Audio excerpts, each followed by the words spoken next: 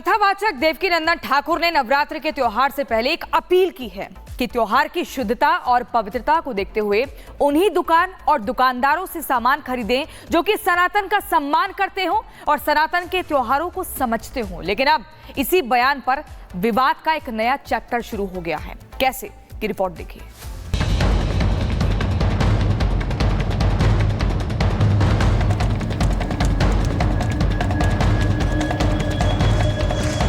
नवरात्रि का आगाज, सनातन का हुंकार।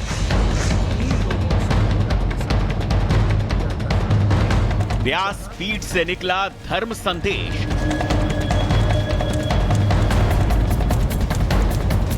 पवित्रता का त्योहार, नहीं बर्दाश्त थूक जिहाद।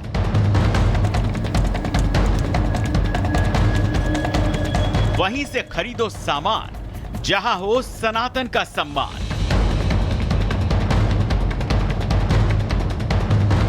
देश के नामचीन कथावाचक देवकीनंदन ठाकुर ने नवरात्रि की शुद्धता और पवित्रता को ध्यान में रखते हुए देश के सर्व सनातन से अपील की है। क्या है वो अपील, पहले वो सुनिए। जो देवी देवताओं को मानने वाले लोग न हो, उनसे पूजा सामग्री लेने से हमको बचना चाहिए। रीजन यही है कि उनकी निष्ठा देवी देवताओं में होती नहीं है और उनकी निष्ठा सिर्फ पैसे में होती है।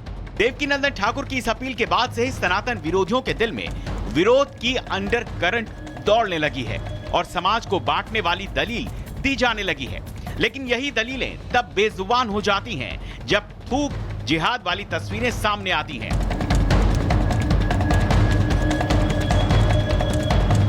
कभी रोटियों को थूक लगाकर तंदूर में पकाने वाली वारदात सामने आती है।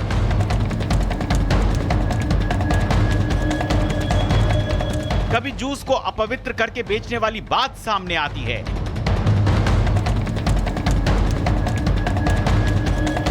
कभी फलों और खानों के सामान को गंदा करके सरेआम बेचने वाली तस्वीरें सामने आती हैं।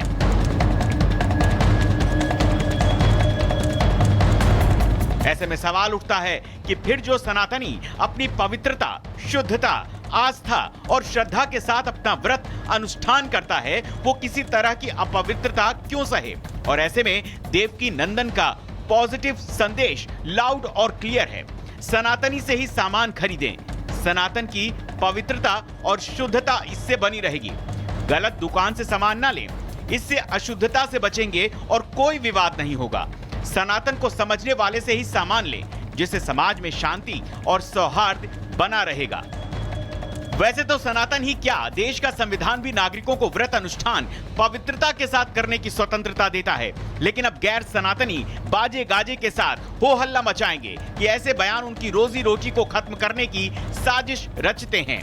दो कौमों के बीच खाई खोदने का काम करते हैं, अमन और शांति को तोड़ते हैं। लेकिन इस शोर का कुछ भी नहीं किया जा सकता, क्योंकि त्योहार और त्योहार की पवित्रता हर किसी का निजी मामला है और निजता में दखल का हक तो देश का कानून भी किसी को नहीं देता।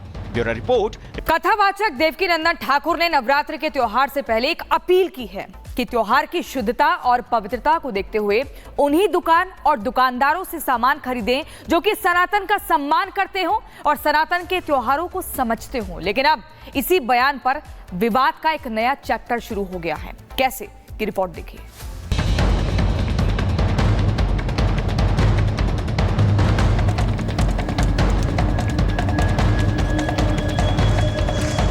नवरात्रि का आगाज, सनातन का हुंकार। व्यास पीठ से निकला धर्म संदेश।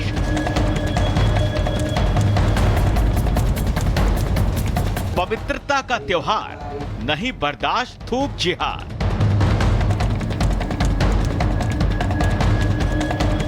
वहीं से खरीदो सामान, जहां हो सनातन का सम्मान।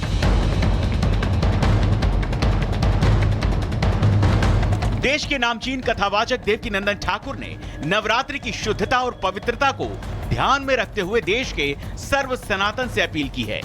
क्या है वो अपील, पहले वो सुनिए। जो देवी देवताओं को मानने वाले लोग न हो, उनसे पूजा सामग्री लेने से हमको बचना चाहिए।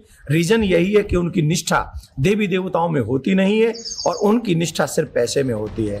देवकीनंदन ठाकुर की इस अपील के बाद से ही सनातन विरोधियों के दिल में विरोध की अंडर करंट दौड़ने लगी है और समाज को बांटने वाली दलील दी जाने लगी है।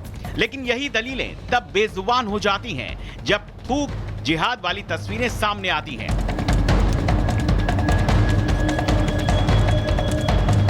कभी रोटियों को थूक लगाकर तंदूर में पकाने वाली वारदात सामने आती है।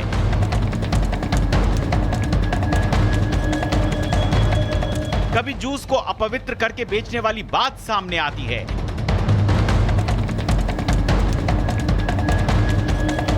कभी फलों और खानों के सामान को गंदा करके सरेआम बेचने वाली तस्वीरें सामने आती हैं।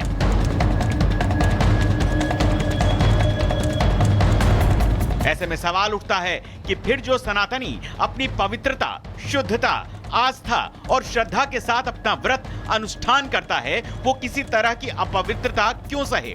और ऐसे में देवकी नंदन का पॉजिटिव संदेश लाउड और क्लियर है। सनातनी से ही सामान खरीदें। सनातन की पवित्रता और शुद्धता इससे बनी रहेगी।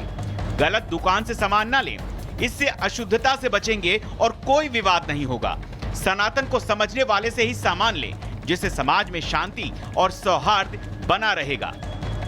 वैसे तो सनातन ही क्या, देश का संविधान भी नागरिकों को व्रत अनुष्ठान पवित्रता के साथ करने की स्वतंत्रता देता है। लेकिन अब गैर सनातनी बाजे गाजे के साथ हो हल्ला मचाएंगे कि ऐसे बयान उनकी रोजी रोटी को खत्म करने की साजिश रचते हैं, दो कौमों के बीच खाई खोदने का काम करते हैं, अमन और शांति को तोड़ते हैं। लेकिन इस शोर का कुछ भी नहीं किया जा सकता, क्योंकि त्योहार और त्योहार की पवित्रता हर किसी का निजी मामला है और निजता में दखल का हक तो देश का कानून भी किसी को नहीं देता। Bureau report. कथावाचक देवकी नंदन ठाकुर ने नवरात्रि के त्योहार से पहले एक अपील की है कि त्योहार की शुद्धता और पवित्रता को देखते हुए उन्हीं दुकान और दुकानदारों से सामान खरीदें जो कि सनातन का सम्मान करते हों और सनातन के त्योहारों को समझते हों। लेकिन अब इसी बयान पर विवाद का एक नया चैप्टर शुरू हो गया है। कैसे की रिपोर्ट देखिए।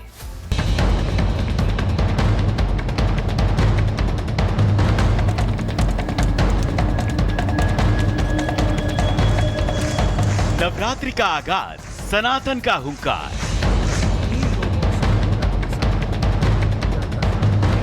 व्यास पीठ से निकला धर्म संदेश।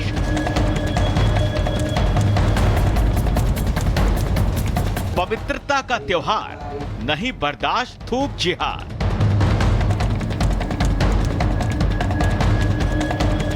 वहीं से खरीदो सामान, जहां हो सनातन का सम्मान।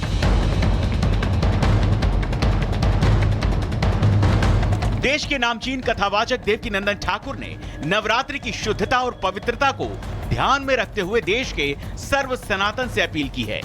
क्या है वो अपील, पहले वो सुनिए। जो देवी देवताओं को मानने वाले लोग न हो, उनसे पूजा सामग्री लेने से हमको बचना चाहिए। रीजन यही है कि उनकी निष्ठा देवी देवताओं में होती नहीं है और उनकी निष्ठा सिर्फ पैसे में होती है। देवकी नंदन ठाकुर की इस अपील के बाद से ही सनातन विरोधियों के दिल में विरोध की अंडर करंट दौड़ने लगी है और समाज को बांटने वाली दलील दी जाने लगी है। लेकिन यही दलीलें तब बेजुबान हो जाती हैं जब थूक जिहाद वाली तस्वीरें सामने आती हैं।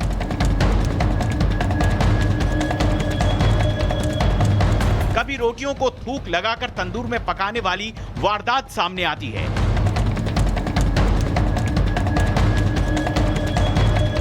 कभी जूस को अपवित्र करके बेचने वाली बात सामने आती है।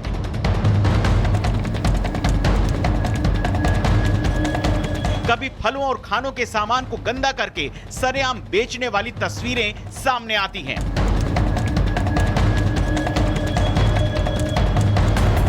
ऐसे में सवाल